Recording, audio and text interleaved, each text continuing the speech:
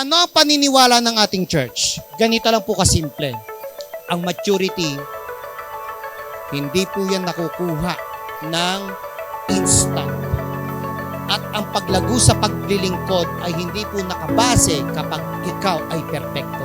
Ano po ang prinsipyo ng turning point? Ganito po, lumalago tayo habang lumalakad sa ministeryo.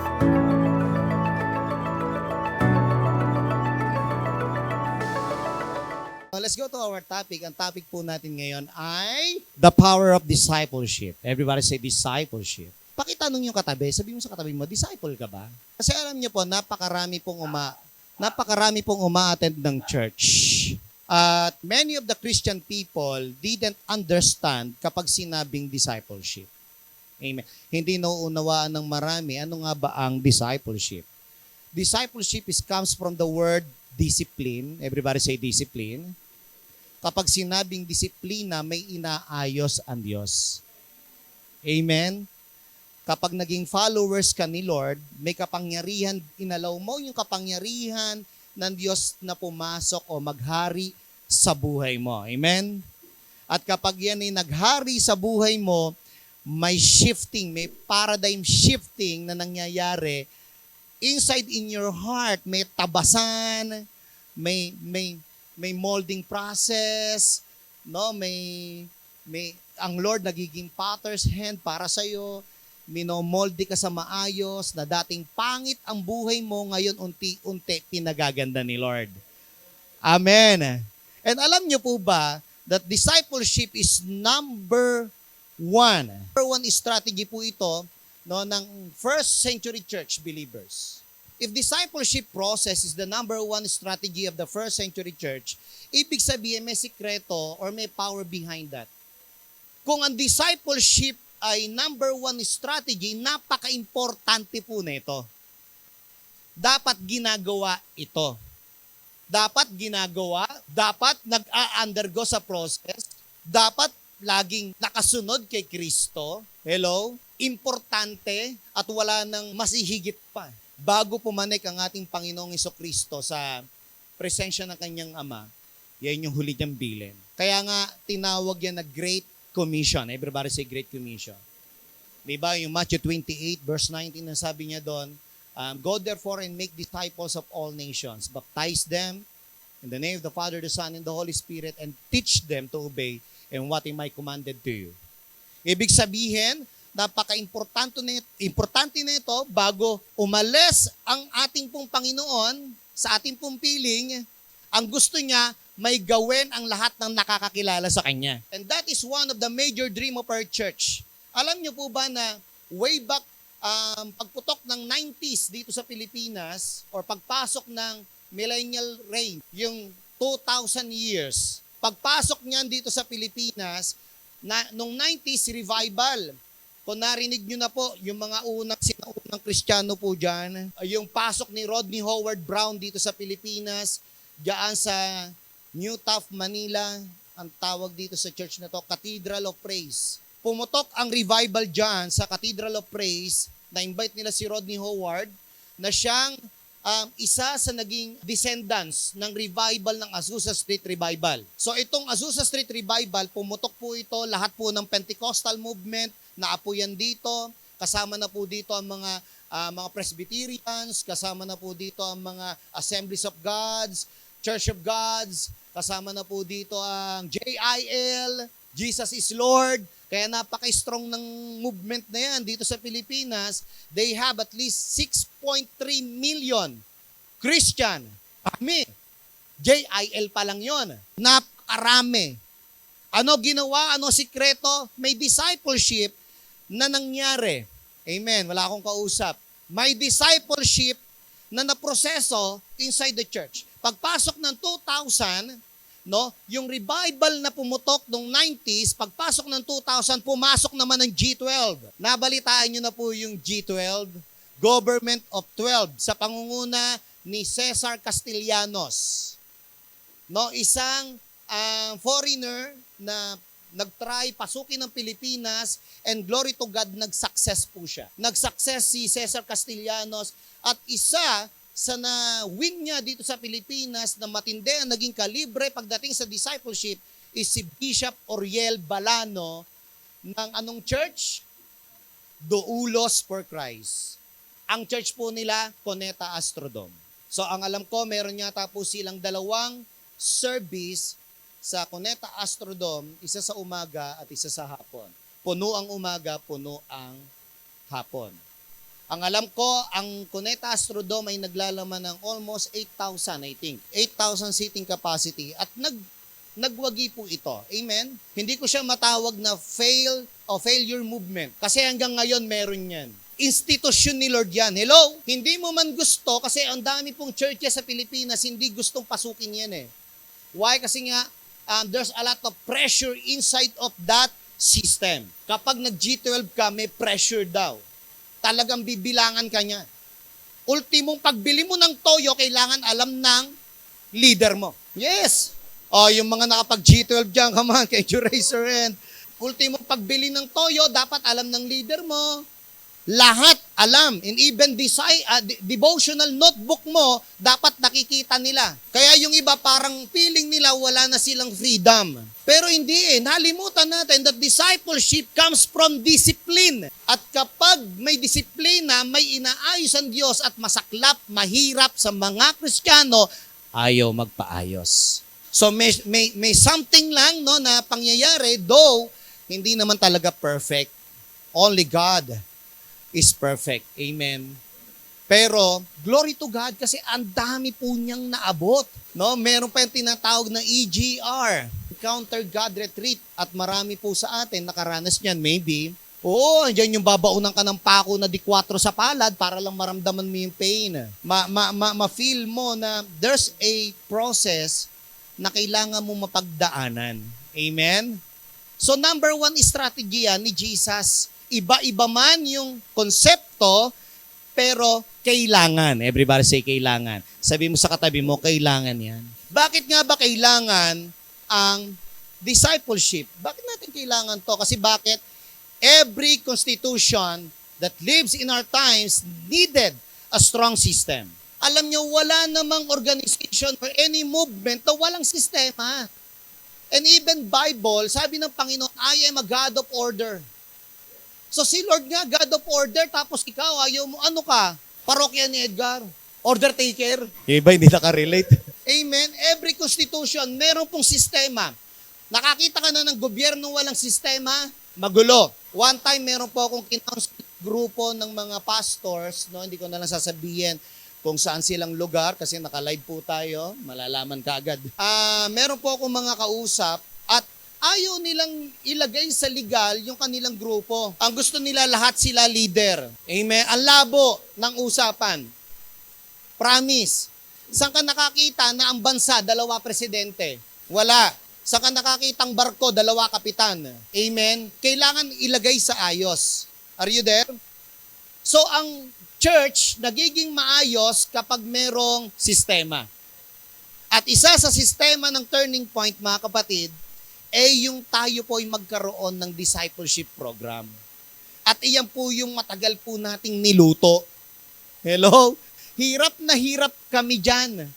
Ang dami naming sinahog, ang dami naming, naging trial and error for our discipleship process. Hirap na hirap kami, especially your pastor here in front. Hirap na hirap po dyan. No, to the point na ang dami po na nanawa, napagod, lumabas, umalis, hindi na nakapaghintay. And ito nga ang galing ng Panginoon, na-establish, nabuo. Sabi ng Panginoon, simple lang kasi pinakomplikado mo. So discipleship is not easy but not complicated. Hindi siya komplikado actually. Hindi siya madali.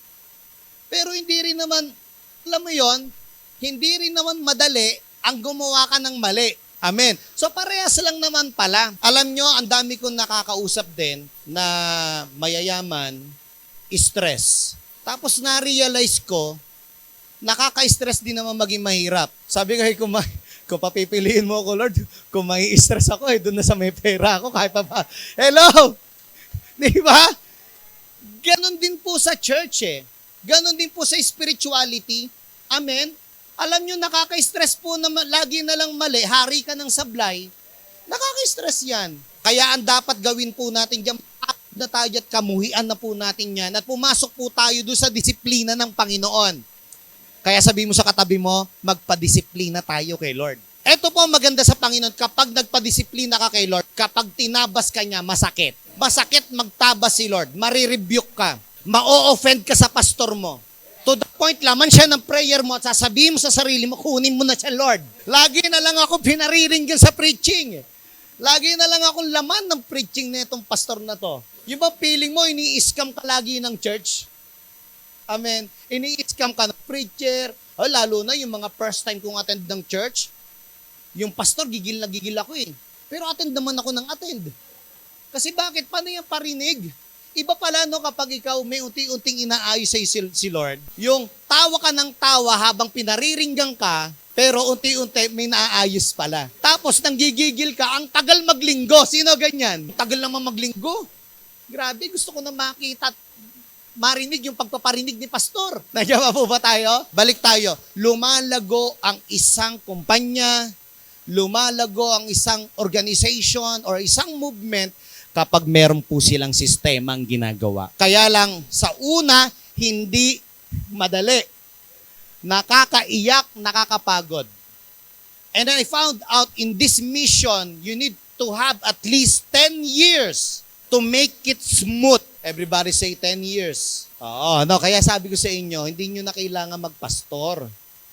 Kasi kapag sinimulan mo, imagine, magpa-plan ka ng church, magbi-build and saturate ka within 9 months para lang ikutan yung isang lugar. After ng 9 months, may 3 years ka naman, no, almost a year yun, no? 3 years naman to plant a church. And then after 3 years, you need to establish it in 6 years. Kailangan ma-establish siya, kaya may trial and error. Imagine that. Kaya yung mga maglilingkod dito ngayon sa Turning Point, sabi mo sa katabi mo, mapalad ka, hindi mo na pagdadaanan yon. Kasi bakit? Natapos na yung ganong proseso. Kami na ang naunang umiyak, hindi ka naiiyak. Kaya tayo, magpasalamat po tayo sa nagtabas ng daan at nagbungkal ng bato. Dahil yung dati, kaya nga huwag kayong maniniwala sa kasabihan na papunta ka pa lang, pabalik na ako. Walang bumabalik. Kasi yung bukid na dinaanan mo noon, Camellia Homes na ngayon. Maliligaw ka pag bumalik ka. So wala nang pabalik. Now, tignan po natin. Kapag nakita mo ang logo na to, ano naiisip mo? Di ba? Siyempre, kapag nakita mo yung logo na to, may maiisip ka agad eh. Ako, nung nakita ko yung logo na yan, eto naisip ko. Boom! Titanium Ford Raptor. Lagi ko yan nakakasabay sa NLEX tsaka SLEX. Tapos kakatin ako. Yung wala pang 5 meters, biglang magkakat. Hindi mo magawang mainis. Ang ganda nung humarang sa'yo. Talaga mapapapray in tongues ka. I'm next. Hindi naman po masamang mangarap, although mahal talaga yan. Pero grabe, no? So kapag may nakita kang logo, may naiisip ka kagad eh. Kapag naisip mo, nakita mo yung Ford, automatic, ang makikita mo, Raptor, sa imagination mo. Hello, are you there? Sarap kayo magkaroon ng Raptor. Hindi ko pa natatry. May natry na ako na 2 magandang sasakyan. Kasi pinakarwash sa akin eh. No? Tuwan-tuwa ako, sabi ko, ang sarap palang magmaneho ng ano yun man? Ranger ba yun? Ano? Range Rover. Sabi ko, ang sarap pala ng Range Rover i-drive. No? Hindi mo mararamdaman yung lubak sa daan. No, kaya lang hindi iyo. Pero ang sarap. Sabi ko, ang sarap na mamanihoy na ito. Yung upuan, hindi na yung hilahin mo yung ilalim, bahala ka magsukat kung saan ka. Hindi, may pinipindot ka lang. Ganon din sa Alphard, di ba? Ang sarap pala. Are you there? Amen. Hanggang sa makikita, iba ang dating. Amen. Amen. Kapag itong logo na to nakita mo, wow! Di ba? Yung iba sa inyo, kotse makikita dyan eh. Are you there? Ang tindi! Ano yung tamang term daw dyan? Hindi daw yung BMW eh. Bumbo. Bumbo. Hindi ko maintindihan eh. Basta yun na yun. Kapag nakita niyo yung logo na yan, iba man na nasa isip nyo, pero eto, nasa isip ko. 1.7 million. Mahal. Nissan Terra na lang. Hello, ang ganda, di ba? Nakuha po natin, dito na lang sa term natin, BMW, ako naisip ko, GS1250. Ito po yung kapag dumaan po sa amin sa NLEX, pag kinat po kami talaga, in seconds, hindi namin alam kung anong klase ng motor yon. Parang sumpit ng hangin, pero hindi naman tayo ay, mga kapatid, nagmamotor si Pastor, pero hindi naman po hindi po promise, hindi po mabilis. No? Dahil tayo ay may pamilya, now, may papakita ko sa inyo next. Kapag ito nakita mo, ano nasa isip mo? Kapag nakita mo to, ang may isip mo, dapat, eto, may isip mo. Amen? Ang produkto ng church, disciples. Kapag narinig mo, Apple, hindi iPhone, di ba? Yung may kagat. Kapag narinig mo, Samsung, hindi gadget. Di nga. Pag Samsung adapt, ang motor, washing machine, rep, TV, di ba? Ang dami yan eh. Hello, are you there? Nandiyan pa po ba tayo? So may mga specific product kapag nakita mo yung isang pangalan ng kumpanya at kapag nakita mo naman church, ano naisip mo? Disciples. That's why church without discipleship process is not church. Dapat meron discipleship process ang isang church. Are you there? At ang church dapat nanganganak ng disciples. Ito yung strategy ni Jesus. At kung ito yung strategy ni Jesus, ang sabi niya, John 14:12, gawin nyo. Everybody say, gawin natin. Gawin nyo. So ginawa ni Lord yan in 3 years and a half. Amen? Sabi nga nila, si Jesus daw ang pinakamabilis na nag-disciples. Ang tanong, nung dumaan ba yung mga disciples ni Jesus sa kanya, matino na siya? Matino na sila? Hindi. Hello! Ang dami, meron nga nung isa dun 3 beses niyang tinanong, Peter, do you love me? Peter, mahal mo ba ako? Peter, Peter? Etong si Peter, pag tilak ng manok, tinatuwa si Lord. Isang disciple na willing pumutol ng taenga ng aharang.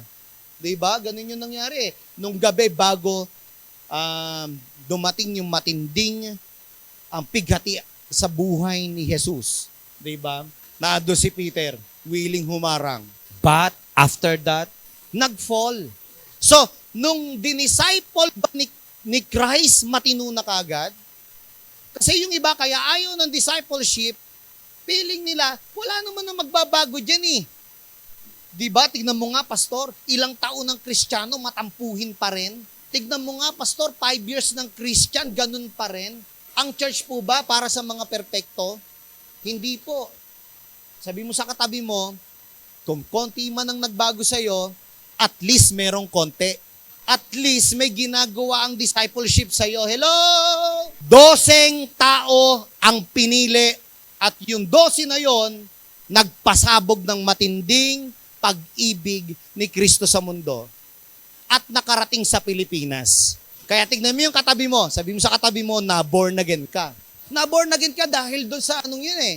Dahil sa ipinakalat nila. Nandiyan po ba tayo? Now, if we do discipleship, what are the things? No? What are the things that we need to expect? Kapag ginawa po ba natin ng discipleship sa church, ano po ba yung mga i-expect po natin na mangyari? Kasi dapat may mangyari. Dapat may nangyayari kapag may discipleship. Nung una, sabi ko, pwede namang wala na yan eh. Pwede namang attend na lang ng every Sunday, Monday to Saturday, wala na. Pwede namang gano'n na lang eh. pansin ko walang lalim. Pansin ko ang daming backslider pag ganun. Pansin ko ang daming madaling gumive up. Pansin ko ang daming madaling ipagpalit si Lord. Kaya sabi ko, hindi, importante talaga na nadidisciple po tayo. Amen? Iba-iba man tayo ng mga karakter. Hello? At yung mga ibang tao ay may mga ayaw din naman sa atin. But still, sabi mo sa katabi mo, hindi tayo exempted para ma-disciple ni Lord.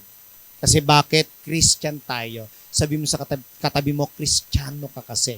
Isa po sa factor na tinignan ko po sa survey, ano daw religious group sa buong mundo ang napakataas ng expectation ng mga tao? Anong religious group sa buong mundo ang napakataas ng expectation ng mga tao?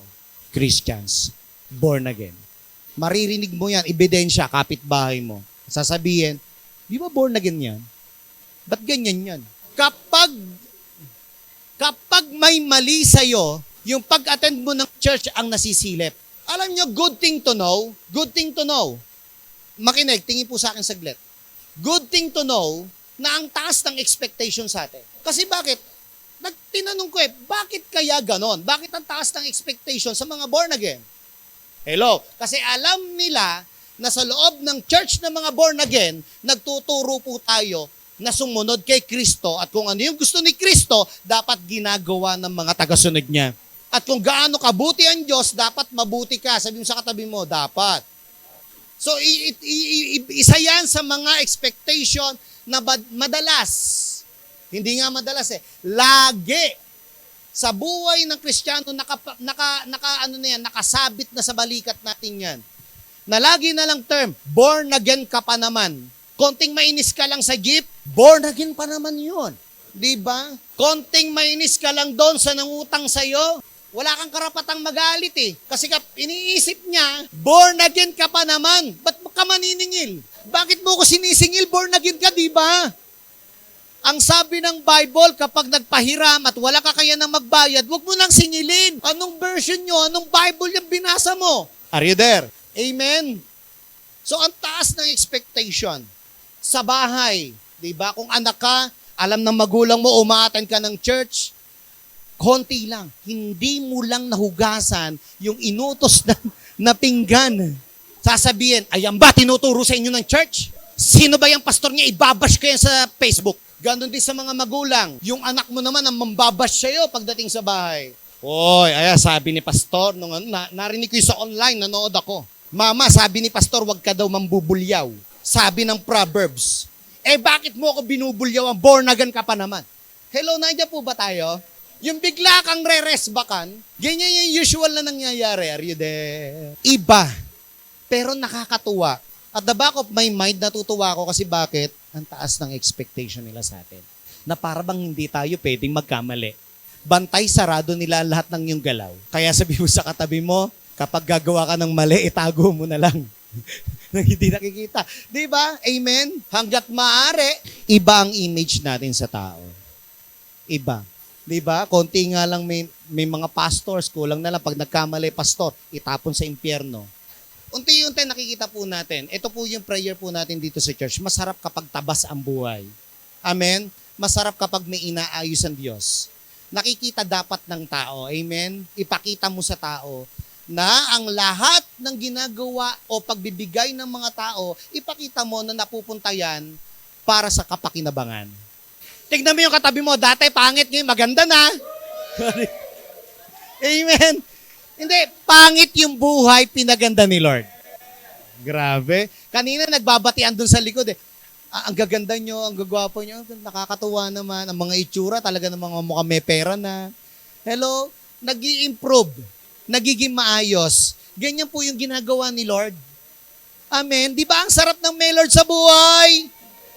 Ang sarap ng may Lord sa buhay. May nagbabago. Now, ano nagbabago? Their life will be changed. Dati, ang pangit ng buhay mo, dati, yung sitwasyon ng buhay mo, napakapangit. Pero nung unti-unti nagpatabas ka, nagpadisiplina ka kay Lord, dati, kung gumastos ka ng pera, ay pagkainaman. Kung gumastos ka ng pera, waldas talaga.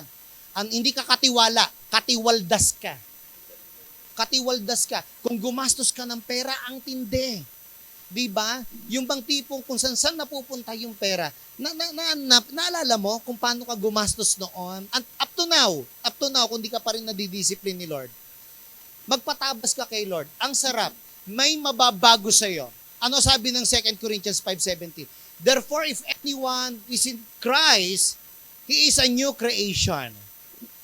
The old has passed away, behold, the new has come. Ang sarap ng unti-unti may nababago. Pakitignan yung katabi, may nagbago ba? Simula nung nakakilala ka sa Panginoon, simula nung sumunod ka kay Lord, ano yung nabago sa'yo?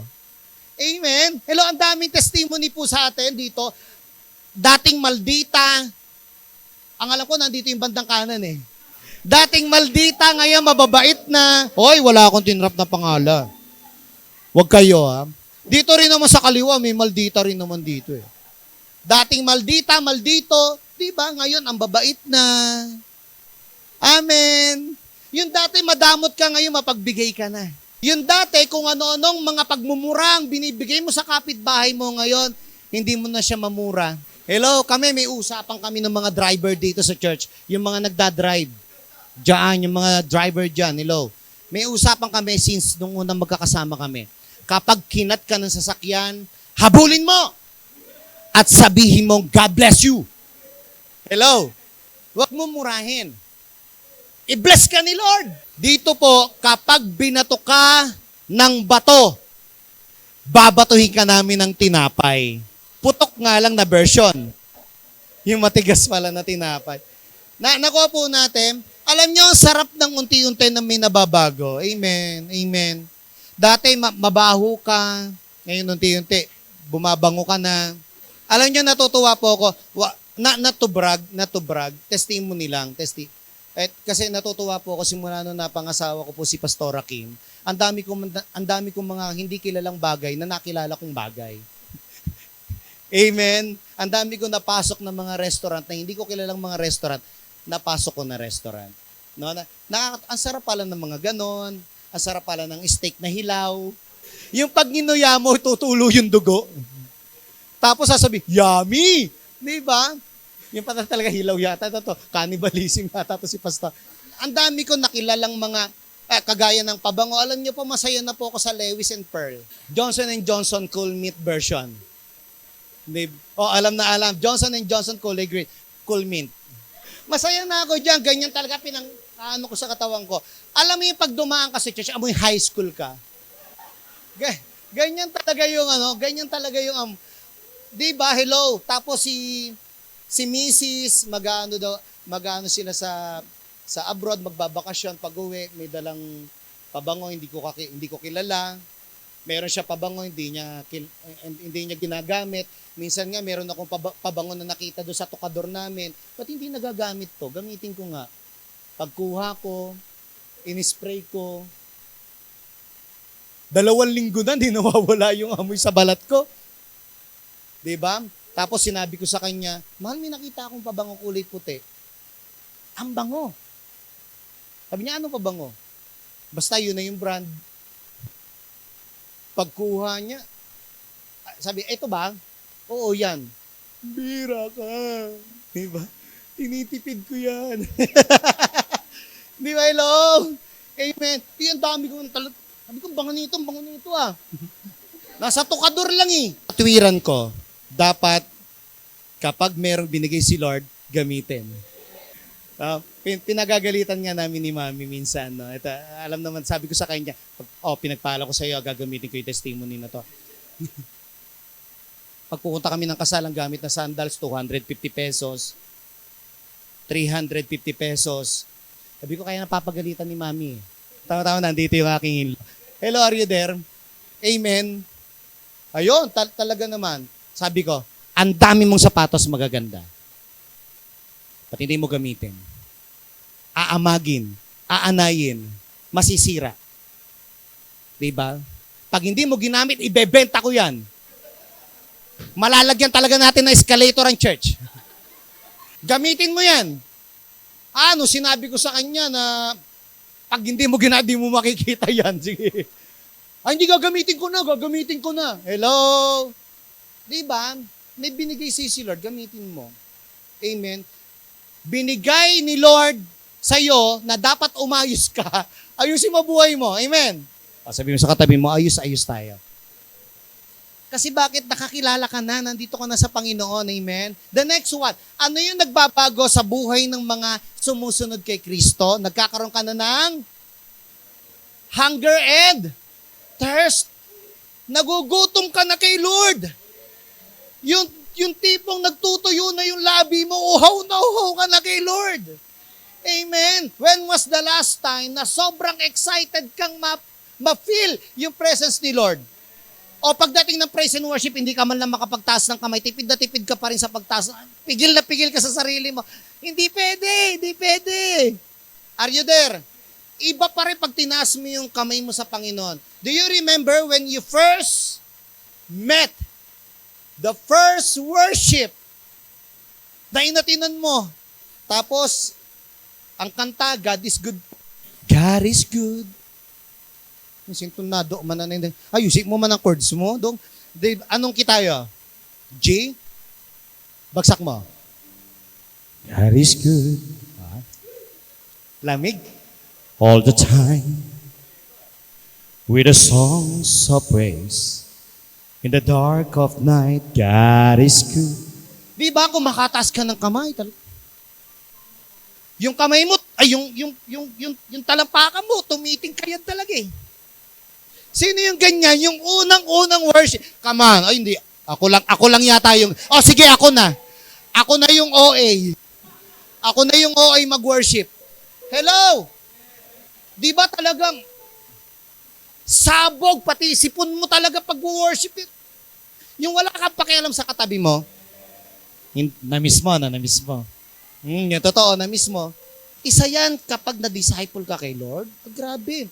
Yung dati na kamay mo na hindi mo may taas sa Panginoon, may tataas mo na. Si Brother Teng sa likod, yung ating pong sound tech.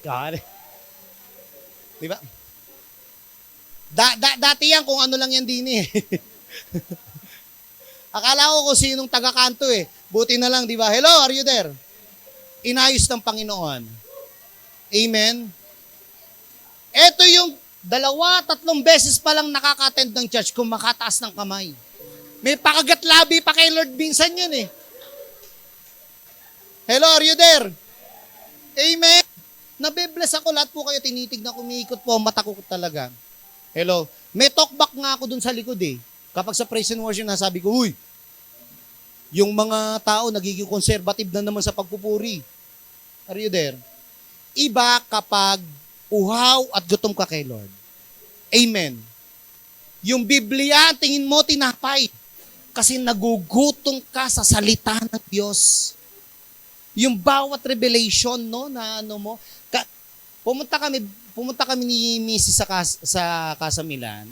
Bumisita sila Pastora Ana at saka si Pastor Miggy. No, bumisita doon.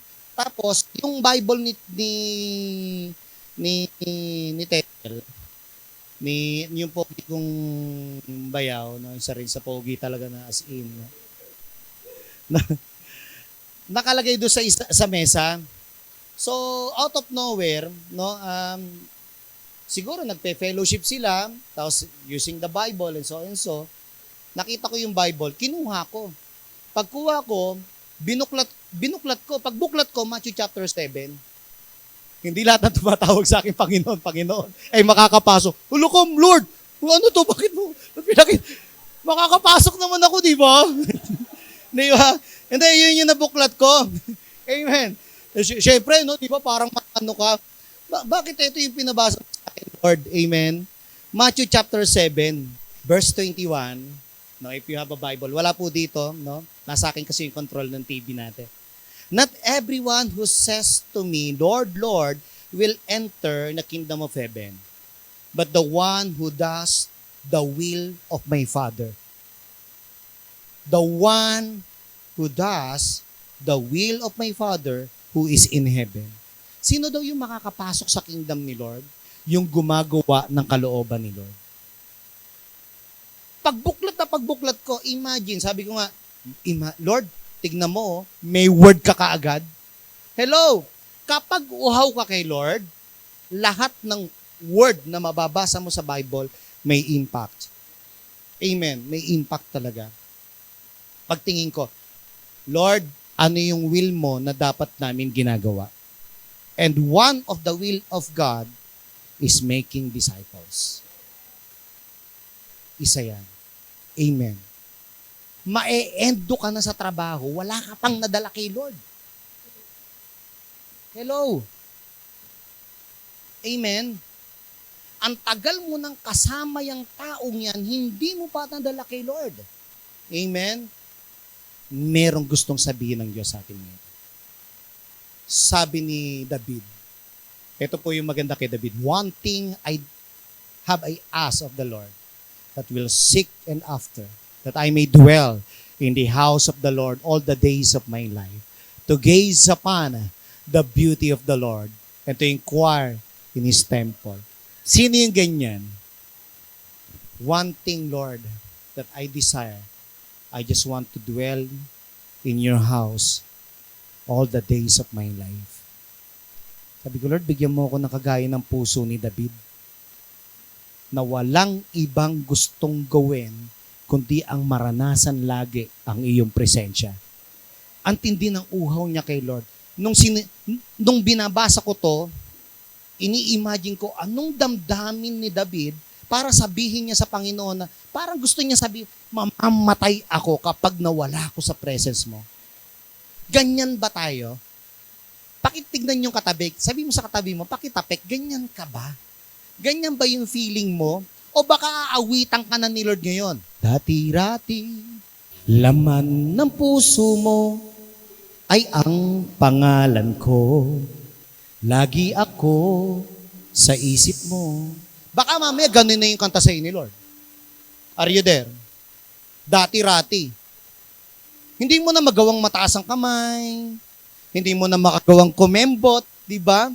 Ang sarap kayo sumayaw sa praise and worship. Hello? Para ka na lang tuod ngayon. Dati hindi ka naman tuod. Ano nangyari sa'yo?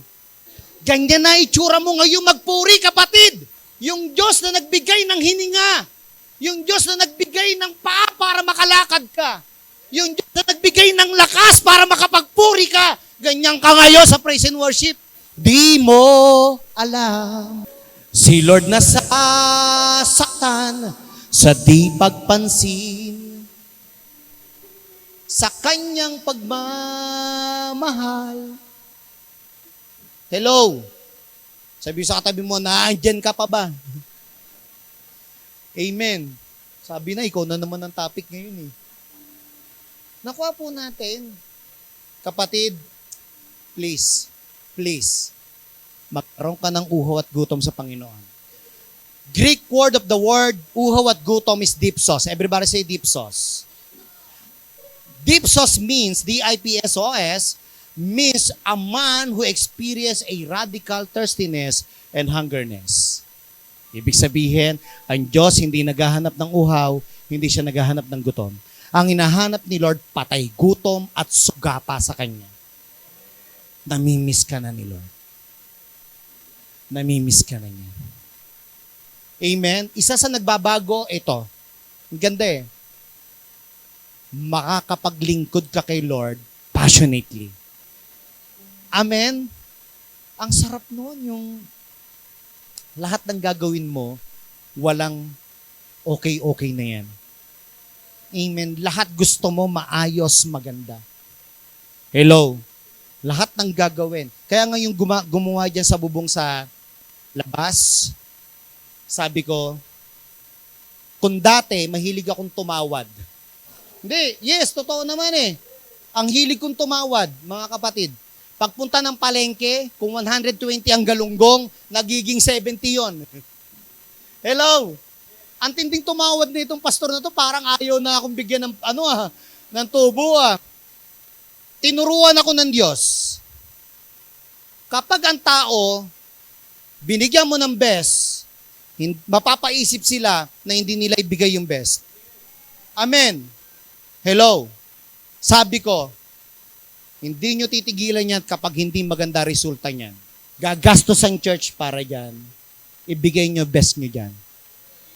Amen? Natuwa nga ako, sabi ko, bawal manigarilyo dito at bawal mag-inom. Wala nang nanigarilyo, walang nag-inom.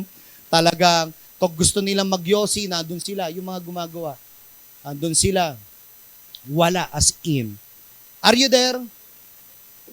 Ginawa nila yung the best. Amen? Ayan, makikita nyo hanggang likod sa biyaya ng Panginoon. Ang nagastos po natin is almost 100,000. Yan pong cover na yan hanggang doon sa likod.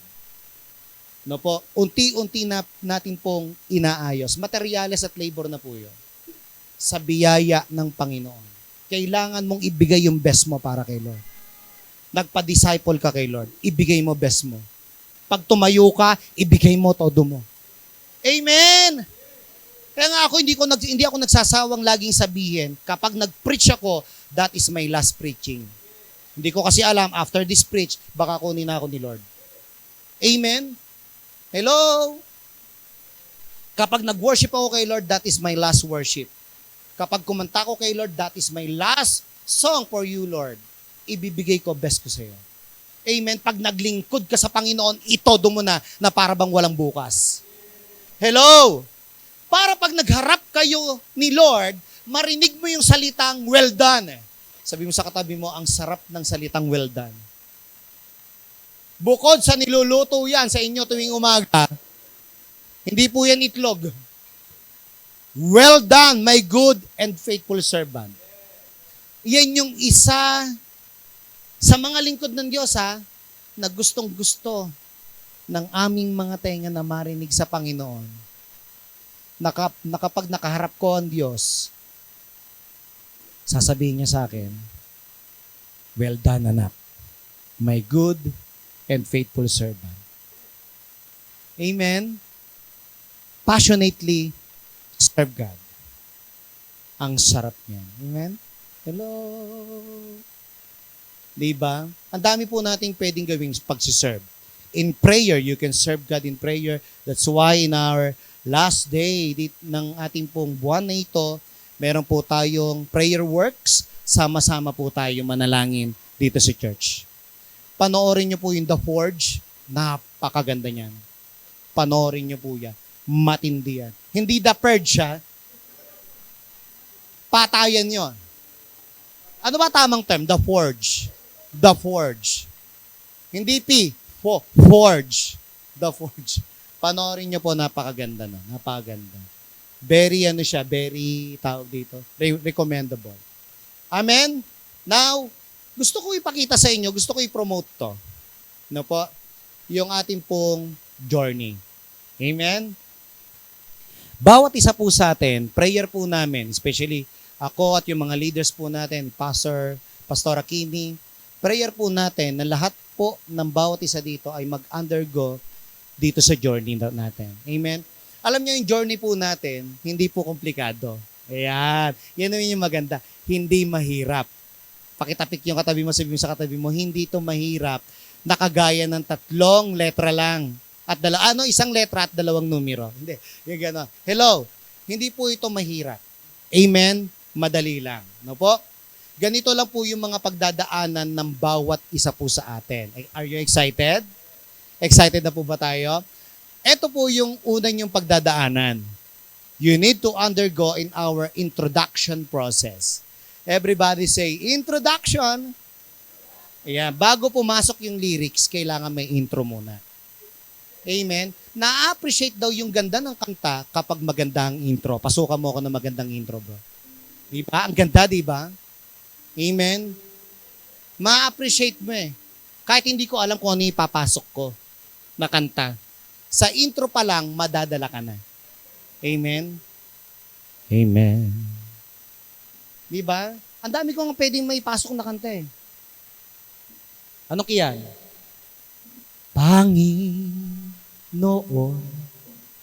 kay buti mo. Diba? Gumaganda ang isang kanta sa pamamagitan ng intro. Amen? Hello? Amen? So ano yung nilalaman ng introduction? The introduction stage lays the foundation of discipleship by sharing the gospel. Everybody say, sharing the gospel. Ayan po, ginagawa po natin dyan, 1-to-1. Hello, look for one. Ano daw, pastor? Look for one. Hindi ka maghahanap ng 12, baka merong Judas na lumabas. Amen? Ang hahanapin mo, ilan? Isa lang. Pakisabi sa katabi mo, isa lang. Isa lang na lagi mong kadikit. Lahat ng ka ng buhay mo. You know the word ka? Kapatid. Ayan. Kamag-anak. Ayan. Hello. Kaibigan. Isama mo na ang kaaway mo rin. Hello. Isama mo na rin ang katampuhan mo. Isama mo na rin yung kachismisan. Kapitbahay. Sino yon? Sila yung shesheran mo. Tingin po dito sa akin saglit. Wala po tayong manual dyan. Ay, ganun, pastor? Yes! Ganyan ka-easy. Ayaw namin na ang pagdala mo sa tao ay by the book.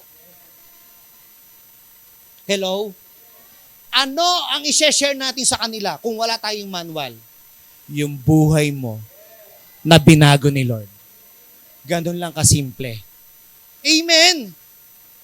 Wala akong nabasa ng mga disciples ni Christ na nung nag-share sila, gumamit sila ng isang katutak na scripture. Ano sineshare nila? Yung binagong buhay nung naranasan nila si Kristo. Ganun lang kasimple. Ang sarap noon yung bawat kausap mo tatay mo, kausap mo nanay mo, kausap mo kapatid mo, bigla sasabihin mo, alam mo ma, ang saya sa church. O, ano meron dahil? Basta masaya eh. Kasi alam mo ma, dati, kinukupitan kita, hindi mo alam. At ganun! Grabe ka, anak, bakit? Hindi ma, huwag ka magalit. Na-disciple na ako. Ngayon ma, 500 dati. 100 na lang yung kinukuha ko ngayon ma. Are you there? Tamo, di ba? May natatabas pala, nakakatuwa ka na. Amen. Nangungupit ka pa rin, pero maliit na lang. Di ba nakukuha po natin? Hello? Yung dati, nakakaisang pakete ka ng sigarilyo, ngayon nakakaisang kaha ka na lang. Amen. Hello? O yung nakakilala ka sa Panginoon, isang pakete yung pinagsimulan mo, ngayon 10 pakete na. Hindi ganon. Di ba unti-unti? Amen. Ang sarap no, tapos i-share mo sa nakakausap mo. Alam mo, ang sarap ng na kay Lord. Grabe kaya. I-try mo. Paano ko itatry? Sama ka sa akin sa linggo. 3:00 ng hapon. Diba? Dadaanan kita ha. See you. Oh, wala akong pera. Hindi mo problema ang pera. Amen. Dahil bago tayo punta doon, susunduin kita. At sagot ko, pamasahe mo. Di ba? Hello? Ang sarap nun. Amen. That is our introduction process. Lahat po kayo dito nag-undergo dyan. Amen. Pinanalangin, inimbitahan, ngayon nandito ka na. Pakitignan nyo katabi. Sabi sa katabi ko, di ba? Dahil yan sa invitation. Amen. Yung nautukan na nag-invite sa'yo, akala mo may food trip dito. Meron tayong suman at kape. Buffet po yan. Diba? Pabalik-balik ka, pwede. Wantosawa po ang suman natin dyan. Pwede kang kumuha sa likod. Wala pong bayad yan. No po? Amen. Patatabain po namin kayo. Kasi sabi nila, ang tao daw ay church. Ano daw yung church? So kung yung tao ay church, tignan mo yung katabi mo, mega church yan. Di ba? Ito, community church lang to katabi ko, basta. Hello? O, kasi yan sa discipleship eh. Pastor, itong katabi ko, mall church. Yan tayo eh. Introduction, nakarating ka na. Ngayon, church ka na. Amen? Depende lang sa bilang ng loob ng katawan mo kung ilan ang miyembro niyan. Hindi ibang kaluluwa or hindi anumang kademonyuhan yan. At least, di ba? Iba-iba ang sukat, pero church yan. Amen. Naging church, natuturuan, bumababa ang presensya ni Lord dyan. Amen. Ito po yung introduction. The next one is integration. Ito po yung process natin, ha? Sineshare ko po sa inyo yung process. Now, integration stage transitions new believers into a active church members. Hindi churchy, ha? Sorry, may sumobrang I. Kasalanan niya ni Teacher Carla. Siya nagpasa niyan eh. Kinapi-paste ko lang yan eh. Hindi, joke lang. So, into a active church member. Hoy, sabi mo sa katabi mo, plano pala ni Lord, maging active ka. Amen?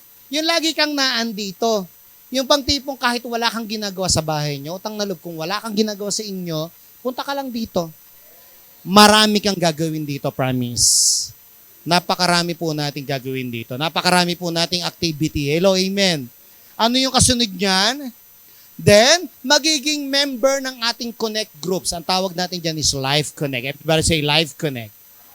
Life Connect groups, fostering relationships and encouraging participation. It builds belonging, deepens faith, and equips them to serve in the body of Christ. Ano yung integration? Magiging active tayo at magiging part tayo ng ating pong Connect groups. Kaya every tapos ng message, may humihila po sa inyo. Pakiusap po namin, wag po muna kayong umuwi.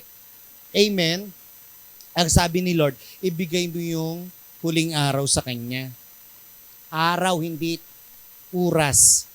Amen? Saglitan lang naman ito. No po? Magkakaroon lang tayo ng fellowship kasi malaking bagay po iyan. Amen? Iyan po yung ating pong ginagawa. That is integration.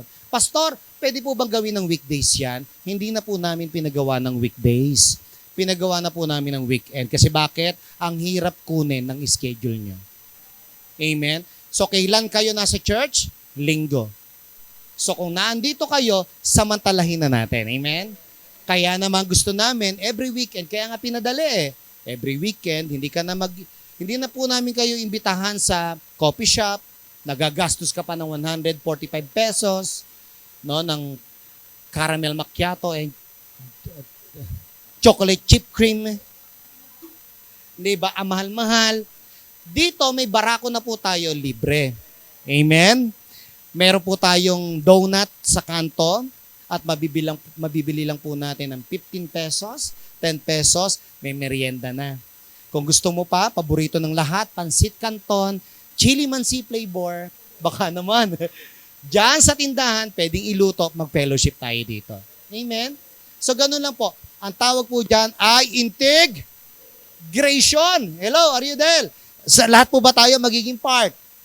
Amen. And the next one is, ano ginagawa ng impartation? Ito po yung ginagawa nila, Teacher Carla at saka Teacher Grace. Hello. Kapag gusto mong ma-involve sa ministry, ito po ang susi. Attend ka ng impartation class.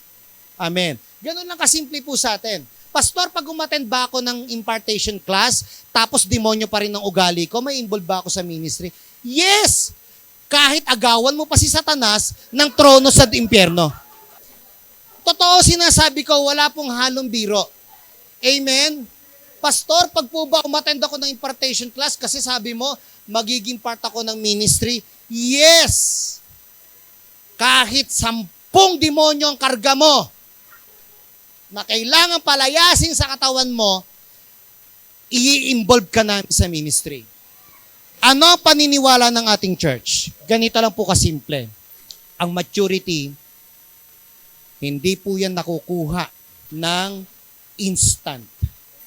At ang paglago sa paglilingkod ay hindi po nakabase kapag ikaw ay perpekto na. Ano po ang prinsipyo ng turning point? Ganito po, lumalago tayo habang lumalakad sa ministeryo. Amen? Kaya kung 10 ang karga mo nung nagsimula ka, hello, habang tumatagal ka sa ministry, yung 10, naging 5 na lang, naging 4 na lang, naging 3 na, Unti-unti, nadidelivered ka. Doon sa sama ng ugali mong impaktito ka. Amen? Di ba? Unti-unti nagiging maayos. Amen? Amen? Yan yung impartation. Pwede pong maging involved ang lahat. Kasi dito walang mag-judge sa'yo. Hello? Na kapag kumanta ka, ba't pinakakanta ni Pastor? Bakit nila line up nila yan? Walang ganun dito, Mars. Huwag mag-alala. Amen? Lahat po dito may flaws. Pakitignan ng katabi, sabi mo sa katabi mo, may kapintasan ka rin. Hindi lang nahuhuli. Amen? Are you there? So yung ating pong ministeryo, unti-unti dapat lumalago at lumalago. Hindi lang po kami pumapayag kapag 10 years ka na, ganyan ka pa rin. Amen? After that, impartation, i-assess, nasa ministry ka na, i-assess ka ngayon. Kapag nakita na potential ka bilang leader, potential ka para sa isang ministeryo, ipapasok ka namin dito. Ano to? Sabay-sabay ng basa. Pastor, parang hinihipo ako ni Lord mag-mission. Sige, isasaba ka namin para mangonsumisyon ka. Amen? Yes, kasi paano namin matatry kung okay ka? Isasama ka ni Pastor Joe sa Bicol, palalanguyin ka namin mula Legazpi hanggang Rapu-Rapu. Amen? Hindi, joke lang naman yun, syempre. Hello? Titignan natin yung tibay mo. Hello? Amen? Kasi dito yung mission, masarap. Amen? Saan ka nakakita ng mission, naglalobster? Tapos ikaw yung ipang namin sa pati. Nako. Di ba? Internship. Everybody say internship. Pag lumapit ka, halimbawa may gusto sa inyo magpastor, lapit po sa akin, Pastor, gusto ko pong maging pastor. Okay, gagawin kitang impostor. Joke lang. Ite-train natin, titignan natin kung may calling ba talaga sa pagpapastor, saan ba yung calling. Lumapit lang, wala naman pong masama. Amen. Pastor, gusto ko pong maging tagalinis ng church. May lumapit gusto maging tagalinis ng church. Sabi niya, masaya na daw siya sa ganung paglilingkod. Di, so be it, gawin nyo. Di yan. Amen? Kaya yung church, mabango, malinis, maayos kahit papano. Amen? Unti-unti, aayusin natin tong loob. May unti-unti kayong makikita for these coming days. No? May mga nagtutulong-tulungan dyan. Yan yung mga nag-commit, nagpa-intern. Amen? Hello? Nagpapaayos. Hello? Amen? So kung gusto mong ma-involve, ipapasok ka namin dyan. And then after the internship, pasado ka. Galing. Ayos to Ang husay pumalo. Grabe. Wala sa timing. Di ba? Hello. Ang husay kumanta, sintonado. To God be the glory. To God be the glory. Yung sintonado ka, okay kapatid, hindi ka sa worship. Ilalagay ka namin sa iba. Baka sa intercessor ka talaga tinawag. Amen? Hello. Kasi meron po ako talagang naatinan ng church. Huwag niyo po ako mamimisinterpret. Although naka-video tayo. May naatinan kami. Grabe, ito po yung reason. Tingnan, makinig maigi. Pagpunta namin doon sa church, ito na. Praise and worship. Yung song leader, sabi niya bigla, Aman! Aman! Ayun lahat! Tayo ay mamumuhin naman noon! Pastor ako Hindi ako pwedeng mag-react.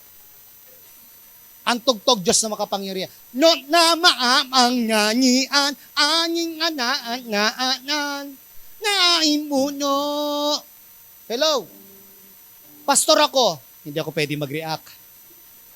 Palakpak pa rin ako, okay pa rin ako, pero nagtanong ako.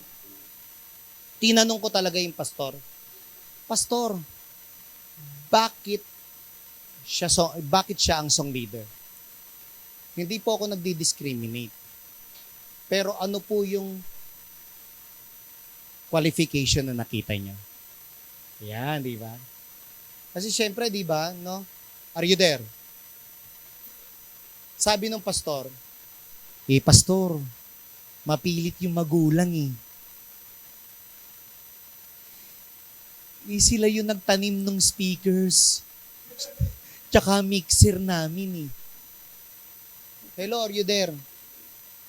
So, pinuwersa nila yung bata na magpaawit ng ganon. Are you there? Sabi ko, baka merong pwedeng ministry na mas magiging effective. Hanapin niyo yung potential mas lalo. Amen? Kasi hindi naman ayaw nating i-discriminate yung bata. Are you there? Kasi nga ganun yung sitwasyon. Amen?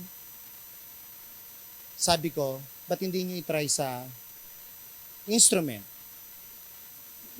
Ayan nyo, pastor, yun naman po talaga yung tinitimpla namin. Kasi nga, ang pangit ng motivation, kaya in-involve kasi malaking magbigay yung magulang. Hello? So, pinatugtog. Nung pinatugtog, magaling!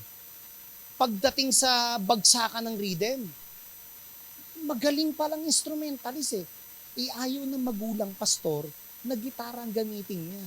Hala ka, gusto ng bata, gitara. Nakita niyo po yung puwersa. Amen? Na-install, nag-intern sa maling trabaho sa church. Parang ganito, hindi naman pastor, ginawa mong pastor, maglalayasan ng mga tao. Amen? Hello? Ganun lang po kasimple. So kaya, dapat ma-install ang tao sa dapat niya talagang maging posisyon sa ministry. Amen? Amen? May tamang ministry para sa specific gift na ibinigay sa iyo ng Diyos. Hello? Amen? Ang sarap nun. Kasi nakita ko, talaga naawa ko yung mga kabataan sa likod na nagtatawanan, pinagtatawanan yung pinagtatawanan. Ako, syempre, pastor ka hindi ka pwede mag-react. No? Sa isip-isip ko, pinagtatawanan na ng ibang mga members. Sabi ko, hindi man lang, naatinan ko to sa isang church, sa probinsya to eh. Are you there? Amen. Kaya naman, dapat maayos ang installation ng mga gustong maglingkod sa Panginoon. Kasi bakit? Nandun yung well done. Kaya kung alam mo na may pinagagawa sa iyo si Lord, I just want to end to this one. Kapag may pinagagawa sa iyo si Lord, huwag ka na magdalawang isip. Kasi bakit? Baka iyon talaga yung panawagan mo sa Kanya. Amen? Huwag ka na magdalawang isip, hakbangan mo. Kasi bakit? Kapag hinakbangan mo, nandoon ang breakthrough. Amen? Ano ang installation? The installation stage prepares and commissions disciples to be launched into mission work and ministry. Amen? Meron tayong BJMP, meron tayong Pantawid Isang Araw program na ginagawa, di ba? At yung mga kapatid natin talagang tuwan-tuwa sa pag-abot ng tulong. Amen? Sa estero ng Tondo, pag nakita ko ng mga, Kuya John, uy, si Pastor Iman. Yun, di ba? Mamimigay na naman ng ticket yan. Pasukan sa mga bahay. Di ba? Alam na kagad nila na kapag nakita nila yung presensya mo doon, may blessing. Di ba? Uy, bantayan natin yan walang makakaano. Protektado ka. Hello. Pagdating doon, akala mo talagang hawing-hawi ang daan Akala mo Moises Di ba? Nakakatuwa yung mga tao, mamahalin ka nila kapag nasa tamang posisyon ka ng panawagan sa Panginoon. Amen? Nakakainis ka kapag mali ang ginagawa mo. Nakakainis kapag mali ang ginagawa. Pero kapag tama ang ginagawa mo sa paglilingkod, nakaka-bless ka. Are you there? Amen? Uulitin ko, kapag may pinagawa ang Diyos, gawin na. Let's all stand, tayo po tayo lang.